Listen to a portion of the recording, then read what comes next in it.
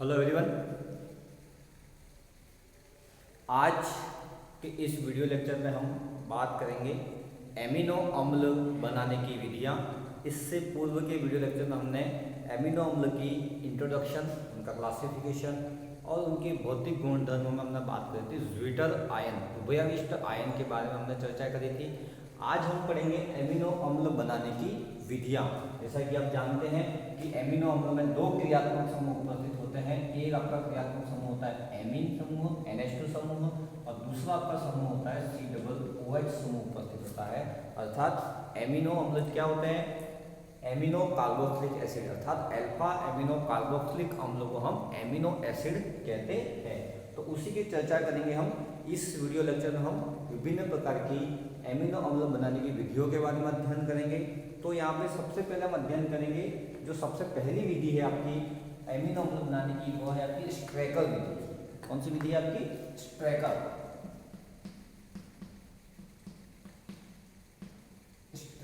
विधि। इस स्ट्रैकर विधि में starting material के ऊपर अपन बात करेंगे कार्बोनिल यौगिक, अर्थात एल्डिहाइड और कीटोन, मतलब एल्डिहाइड और कीटोन को लेकर हम एमिनो अम्ल बनाएंगे। तो सबसे पहले यहाँ पे एल्डिहाइड और कीटोन की अभिक्रिया हम करवाएंगे हाइड्रोजन साइनाइड के साथ करवाई जाती है और उत्पाद के रूप में प्राप्त होता है हमें साइनोहाइड्रिन।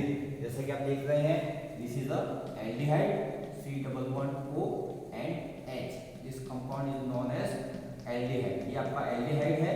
इस एल्डिहाइड आप यहाँ पे कीटोन भी ले सकते हैं, लेकिन मैंने यहाँ पे एग्जांपल के रूप में एल्डिहाइड लिया हुआ है। तो RC++OH ये आपका एल्डिहाइड, इसकी अभिक्रिया करवाएंगे हम HCN हाइड्रोजन साइनाइड के साथ करवाई जाती है। और इस हाइड्रोजन साइनाइड में अपन जानते हैं जो हाइड्रोजन होता है वो H+ के रूप में होता है और CN वह माइनस के रूप में होता है। जैसा कि आप पूर्व की क्लासों में, जैसे सेकेंड डे की क्लास में आपने पढ़ा हुआ है कि कार्बोनिल कंपाउंड में भी इस कार्बन के ऊपर आंशिक धनावेश होता है और इस ऑक्सीजन के ऊपर ऋणावेश उपस्थित होता है ड्यू टू पाई इलेक्ट्रॉन की शिफ्टिंग ऑक्सीजन के ऊपर होती है।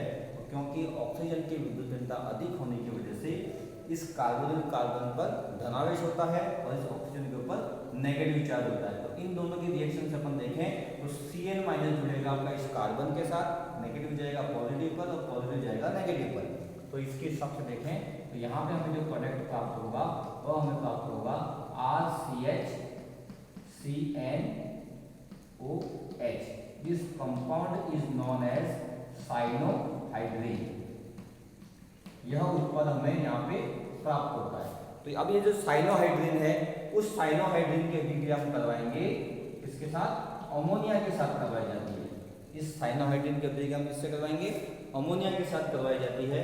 तो इस अमोनिया के साथ रिएक्शन से क्या होता है कि यहाँ से इस अमोनिया का H और इसका OH, H और OH आपस में रिएक्शन करके -H2 ग्रुप में बाहर निकल जाएगा और हमें जो प्रोडक्ट प्राप्त होगा वह प्राप्त होगा RCH CnNH2। ये प्रोडक्ट हमें यहाँ पे प्राप्त हो रहा है, मतलब साइनोएमिन यहाँ पे हमें मिल रहा है CnNH2। इस अमोनिया का H और ये OH, H और OH मिलकर H2 ग्रुप में बाहर निकल जाते हैं और हमें प्राप्त होता है साइनोएमिन। और इस साइनोएमिन का हम करवाएंगे हाइड्रोलाइसिस। क्या करवाएंगे? जल अपघटन। अम्ल की उपस्थिति में जल अपघटन करवाया जाता है। H3O पॉजिटिव की उपस्थिति जल अपघटन करवाया जाता है।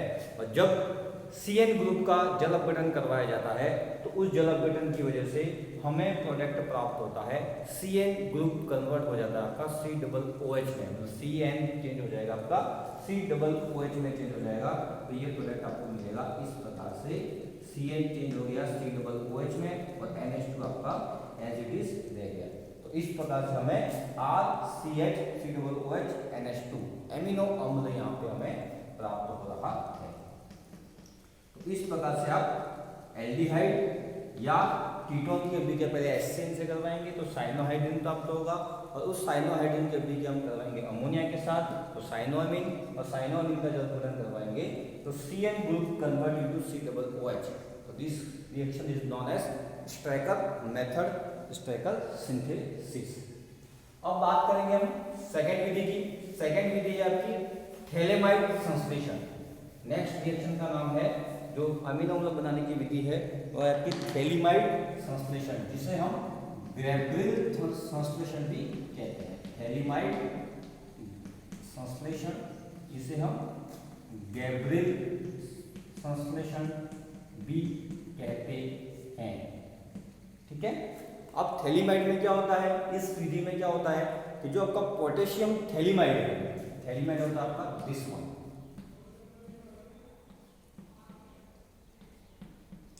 This is known as potassium phthalimide, this compound is known as potassium phthalimide.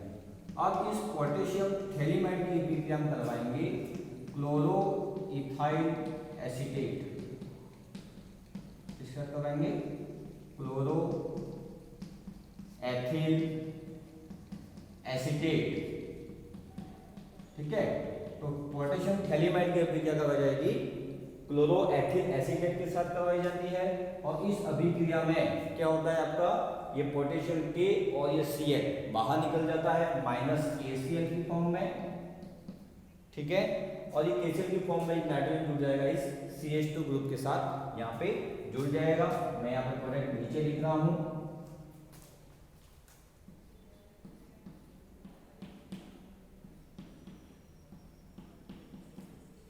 N, और ये इस N के साथ CH2 C2H5। ठीक है। इस N के साथ आपका जुड़ गया CH2 C2H5, ये प्रोडक्ट आपका बना। अब इस प्रोडक्ट का अपन करवाएंगे हाइड्रोलाइसिस। इस प्रोडक्ट का अपन क्या करवाएंगे, जल अपघटन, हाइड्रोलाइसिस करवाया जाता है। तो इस हाइड्रोलाइसिस से हमें प्रोडक्ट प्राप्त होता है एमिनो अम्ल। यहाँ पे हमें प्रोडक्ट प्राप्त होगा, ये बॉन्ड यहाँ से इस प्रकार से टूट जाएगा, और ये जो एस्टर है वो चेंज हो जाएगा COOH में। ठीक है। ये एस्टर ग्रुप जो है वो आपका COOH में, और ये N है वो NH2 में चेंज हो जाएगा, और हमें इस प्रकार से यहाँ पे एक तो मिलेगा थैलिक अम्ल, दूसरा मिलेगा एमिनो अम्ल NH2 CH2 COOH plus C2H5OH। ये जो एस्टर ग्रुप है वो आपका हाइड्रोलाइसिस के दौरान COOH व C2H5OH में कन्वर्ट हो जाएगा, और यह मिलान है यहाँ पे इस प्रकार का एमिनो अम्ल। तो ये है आपकी सेकेंड विधि, पोटेशियम थैलीमाइड की अभिक्रिया हमने करवाई क्लोरो इथाइल एसीटेट के साथ, प्रोडक्ट प्राप्त हुआ, उस प्रोडक्ट का हाइड्रोलाइसिस करवाया, हाइड्रोलाइसिस करवाने से हमें यहाँ पे जल अपघटन से हमें एमिनो अम्ल प्राप्त होता है। अब हम बात करते हैं नेक्स्ट मेथड की। नेक्स्ट विधि है आपकी कूप सिंथेसिस। नेक्स्ट अभिक्रिया है आपकी कूप सिंथेसिस। अब इस कूप सिंथेसिस में क्या होता है, कीटो अम्ल। कूप सिंथेसिस की बात करें, थर्ड मेथड की बात करें, तो थर्ड मेथड है आपका कूप सिंथेसिस, कूप संश्लेषण। इस कूप संश्लेषण में क्या किया जाता है कि जो कीटो अम्ल है, कीटो कार्बोक्सिलिक अम्ल है, उस कीटो कार्बोक्सिलिक अम्ल की अभिक्रिया हम करवाएंगे अमोनिया के साथ, और प्राप्त उत्पाद का हम करवाएंगे अपचयन। देखते हैं, तो this is RC double bond O COOH, this is the keto अम्ल, this is the keto group, this known as keto group, and COOH is the carboxylic acid. तो ये आपका हो गया कीटो अम्ल। अब इस कीटो अम्ल की अभिक्रिया हम करवाएंगे अमोनिया के साथ। तो अमोनिया के साथ करवाई जाती है, तो ये जो C डबल बॉन्ड O है और इस अमोनिया के बीच में रिएक्शन होती है, और ये जो ऑक्सीजन है वह आपका H2O की फॉर्म में बाहर निकल जाता है, मतलब 2 हाइड्रोजन इसके और 1 ऑक्सीजन इसका, तो H2O के रूप में बाहर निकल जाता है, और हमें यहाँ पे प्रोडक्ट प्राप्त होता है RC double bond NH COOH। ये प्रकार से हमें इमीन प्राप्त होता है, C double bond NH product यहाँ पे हमें प्राप्त हो रहा है। कीटो अम्ल व अमोनिया की रिएक्शन हुई, इन दोनों से ये प्राप्त हुआ, और इसका हम करवाएंगे H2 पैलेडियम की उपस्थिति में अपचयन। इसका अपचयन करवाया जाता है, तो इस अपचयन से हमें एमिनो अम्ल प्राप्त होता है। आर सी डबल बॉन्ड, ये सी एच, एक एच इस कार्बन से जोड़ दिया, एक एच इस NH के साथ जोड़ दिया, तो NH हो गया NH2 and this is a amino अम्ल। इस प्रकार से हमें ये एक और एमिनो अम्ल प्राप्त होता है। अब यहाँ पे जो आपका R है वो R आप CH3 ग्रुप रख सकते हैं, मिथाइल ग्रुप रख सकते हैं, फेनिल ग्रुप रख सकते हैं, जो आपकी इच्छा हो आप R बराबर यहाँ पे रखा जा सकता है। तो इस प्रकार से कीटो अम्ल की अभिक्रिया हमने अमोनिया से करवाई और अमोनिया से हमें जो प्राप्त हुआ उत्पाद, उस उत्पाद का हमने अपचयन करवाया तो हमें एमिनो अम्ल प्राप्त हुआ। तो ये आपकी थर्ड मेथड थी होप सिंथेसिस। अब चौथी अभिक्रिया जो सबसे ज्यादा इंपॉर्टेंट है वो है आपकी अर्लेन-मेयर एज़-लैक्टोन अभिक्रिया। अर्लेन-मेयर एज़-लैक्टोन संश्लेषण, अर्लेन-मेयर एज़-लैक्टोन संश्लेषण, यह एमिनो अम्ल बनाने की एक स्पेशल मेथड है। इस एमिनो अम्ल की मेथड में हम फेनिल एलानिन नामक एक एमिनो अम्ल का संश्लेषण करेंगे और इस स्टार्टिंग मटेरियल होता है इसमें आपका हिप्यूरिक अम्ल। क्या होता है? हिप्यूरिक एसिड हम एज ए स्टार्टिंग मटेरियल के रूप में लेंगे और हिप्यूरिक अम्ल की स्ट्रक्चर क्या होती है उसकी हम चर्चा करते हैं। This is the CH2COOH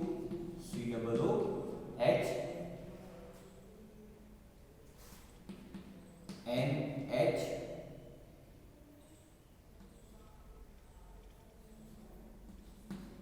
C double bond O and C6H5। ठीक है, this is known as hippuric acid. ये है आपका हिप्यूरिक अम्ल COOH CH2NH C double bond O C6H5 hippuric acid. और ये हिप्यूरिक एसिड है वह चलावर्ता प्रदर्शित करता है, अनुनाद प्रदर्शित करता है। तो यहाँ पे इस प्रकार से इस कार्बन व नाइट्रोजन के बीच में डबल बॉन्ड आता है और इस ऑक्सीजन के ऊपर नेगेटिव चार्ज आने की वजह से यहाँ से जो हाइड्रोजन है वो निकल के इस ऑक्सीजन के साथ जुड़ जाता है और यह स्ट्रक्चर हमें यहाँ पे प्राप्त होती है। दिस इज अ अनुनाद संरचना, रेजोनेटिंग स्ट्रक्चर ऑफ हिप्यूरिक अम्ल। ठीक है, अब ये हिप्यूरिक अम्ल की अनुनादी संरचना यहाँ पे हमें प्राप्त हुई और इस हिप्यूरिक अम्ल की अनुनादी संरचना में सोडियम एसीटेट, एसिटिक एनहाइड्राइड व सोडियम एसीटेट की उपस्थिति में एस्टरीकरण की अभिक्रिया होती है। अणु के अंदर ही अंतः आणविक अणु के अंदर ही आपकी एस्टरीकरण की अभिक्रिया होती है। तो यहाँ पे इस ऑक्सीजन इस OH ग्रुप का H एंड यहाँ से ये OH, H और OH H2 की फॉर्म में यहाँ पे बाहर निकल जाता है, -H2 में लिखा हुआ है और H2 की फॉर्म में बाहर निकल के एक साइक्लिक एस्टर बनाते हैं। क्या बनाते हैं? Cyclic ester. और इस साइक्लिक एस्टर को हम कहते हैं लैक्टोन। क्या कहा जाता है? साइक्लिक एस्टर को हम क्या कहते हैं? लैक्टोन कहते हैं। तो इस प्रकार से यह हमें यहाँ पे एक साइक्लिक एस्टर प्राप्त होता। देखिए हम यहाँ पे वो, ठीक है, क्या किया मैंने? यहाँ से इस OH का H और इस OH ये आपका H2 की फॉर्म में यहाँ से बाहर निकल गया। तो ये ऑक्सीजन जुड़ गया इस कार्बन के साथ, तो मैंने इस ऑक्सीजन को इस कार्बन के साथ जोड़ दिया है और साइक्लिक प्रोडक्ट बनाया है और साइक्लिक एस्टर को हम लैक्टोन कहते हैं। और साथ में यहाँ पे एक नाइट्रोजन एटम, साइक्लिक एस्टर में नाइट्रोजन एटम प्रेजेंट है, इस वजह से इसे हम क्या कहते हैं? एज़-लैक्टोन। क्योंकि नाइट्रोजन के लिए एज शब्द नाइट्रोजन के लिए आया है, इसलिए यहाँ पे इसको हम कहते हैं एज़-लैक्टोन। क्या कहा जाता है? एज़-लैक्टोन कहा जाता है। साइक्लिक एस्टर को हम लैक्टोन कहते हैं, नाइट्रोजन की उपस्थित है इस वजह से इसको कहेंगे एज़-लैक्टोन। तो ये साइक्लिक एस्टर हमें यहाँ पे प्राप्त होता है। अब जो साइक्लिक एस्टर हमें जो प्राप्त हुआ है उसकी अभिक्रिया हम करवाएंगे बेंज़ोएल्डिहाइड के साथ करवाते हैं और बेंज़ोएल्डिहाइड के साथ करवाने से हमें संघनन अभिक्रिया, कंडेंसेशन रिएक्शन के माध्यम से एक प्रोडक्ट प्राप्त होता है। उस प्रोडक्ट की हम बात करें तो इसकी अभिक्रिया हम करवाएंगे किसके साथ? बेंज़ोएल्डिहाइड के साथ करवाएं तो बेंज़ोएल्डिहाइड के साथ करवाएंगे तो हमें यहाँ पे एक नेक्स्ट प्रोडक्ट प्राप्त होता है उसकी अभिक्रिया मैं यहाँ पे लिख रहा हूँ C6H5CHO। ये बेंजील्डिहाइड में लिखा हुआ है C6H5CHO। तो इस कार्बन के साथ दो हाइड्रोजन जुड़े हुए हैं, दो हाइड्रोजन ये और ये जो ऑक्सीजन है वह आपस में रिएक्शन करके H2O के रूप में बाहर निकल जाते हैं और कार्बन कार्बन के बीच में हमें द्विबंध वाला यौगिक प्राप्त होता है, जैसा कि मैं यहाँ पे लिख रहा हूँ C6H5CH double bond C double bond O N double bond C and C6H5।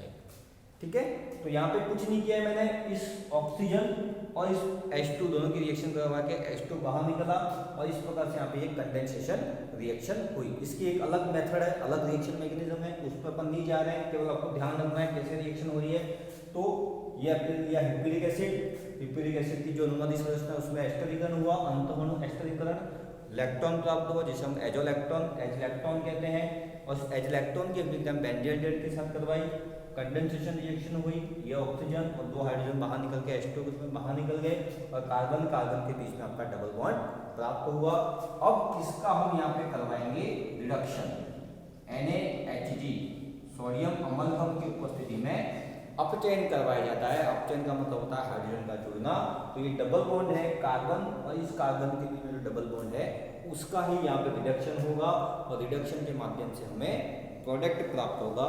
उस प्रोडक्ट को मैं यहाँ पे लिख रहा हूँ C6H5, एक H यहाँ जोड़ कर CH2 हो गया, ये हो गया CH, C double bond O N double bond C। इस प्रकार से रिडक्शन से हमें यहाँ पे ये प्रोडक्ट यहाँ पे प्राप्त हो रहा है। ठीक है ना, इस कार्बन कार्बन के बीच में जो डबल बॉन्ड था उसका रिडक्शन हो गया, एक कार्बन से H जुड़ गया तो वो CH2 में चेंज हो गया, ये आपका CH में चेंज हो गया। अब ये जो प्रोडक्ट आपको लास्ट प्रोडक्ट जो प्राप्त हुआ है उसका हम करवाएंगे हाइड्रोलाइसिस। क्या करवाया जाएगा? इसका हाइड्रोलाइसिस करवाया जाएगा, जल अपघटन हम करवाएंगे। तो जल अपघटन से यहाँ पे इस प्रकार से बॉन्ड टूट जाता है, ये जो साइक्लिक एस्टर है वो आपका ब्रेक हो जाता है। तो ये जो नाइट्रोजन आप देख रहे हैं वो आपका चेंज हो जाएगा NH2 में, इस C double bond O change हो जाएगा आपका कार्बोक्सिलिक एसिड में। ठीक है, तो ये बॉन्ड यहाँ से इस प्रकार से आपका ये टूट रहा है, तो यहाँ पे जोड़ेंगे हम H और यहाँ जोड़ेंगे हम OH। ठीक है, ये बात ये हो जाएगा C डबल OH में चेंज हो जाएगा और ये आपका चेंज हो जाएगा NH2 ग्रुप में। ठीक है, फिर H2 होगा तो यहाँ पे जुड़ेगा OH या फिर जुड़ जाएगा H। इस प्रकार से आपका NH2 बन जाएगा, ये बन जाएगा मैंड्रिक एसिड और ये बन जाएगा आपका एमिनो एसिड।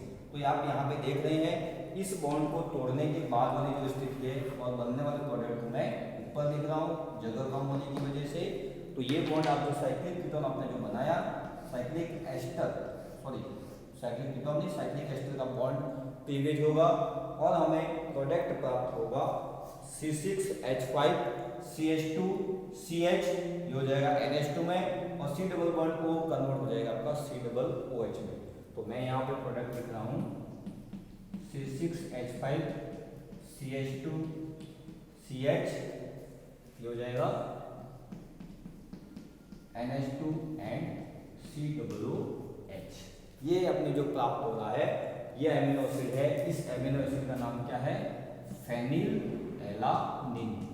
क्या नाम है इसका? फेनिलएलानिन एक एमिनो एसिड है, वह हमें हिप्पिरिक अम्ल के माध्यम से प्राप्त हो रहा है। तो ये है आपकी अर्लेन-मेयर एजोइलेक्ट्रॉन सिंथेसिस। सबसे पहले हिप्पिरिक एसिड लिया, हिप्पिरिक एसिड की जो अनुनादी संरचना प्राप्त हुई उसमें हमने अंतःअणु एस्टरीकरण अभिक्रिया करवाई और एस्टरीकरण अभिक्रिया हम करवाते हैं सोडियम एसिटेट व एसिटिक एनहाइड्राइड की उपस्थिति में। तो हमें एक साइक्लिक एस्टर प्राप्त होता है जिसे हम एजोइलेक्ट्रॉन कहते हैं। इस एजोइलेक्ट्रॉन की अभिक्रिया हमने बेंजील्डिहाइड के साथ करवाई, संघनन अभिक्रिया हुई, तो संघनन अभिक्रिया से हमें एक प्रकार का कार्बन प्राप्त हुआ और इसका रिडक्शन करवाया ये प्रोडक्ट, इसका हमने हाइड्रोलाइसिस करवाया। हमें फेनिलएलानिन मुख्य उत्पाद की बात करें हम, वो एमिनो एसिड के रूप में हमें यहाँ पे प्राप्त होता है। तो आज हम इस वीडियो लेक्चर के माध्यम से हमने 4 प्रकार की एमिनो अम्ल बनाने की सिंथेसिस के बारे में अध्ययन किया। पहली हमने पढ़ी स्ट्रेकर सिंथेसिस, सेकंड पढ़ी हमने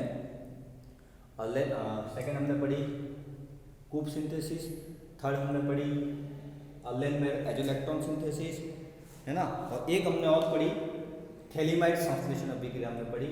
और इन 4 अभिक्रियाओं के माध्यम से हमने एमिनो अम्ल बनाने के मेथड के बारे में अध्ययन किया। नेक्स्ट मेथड और है जो हम नेक्स्ट वीडियो लेक्चर में हम अध्ययन करेंगे। Thank you.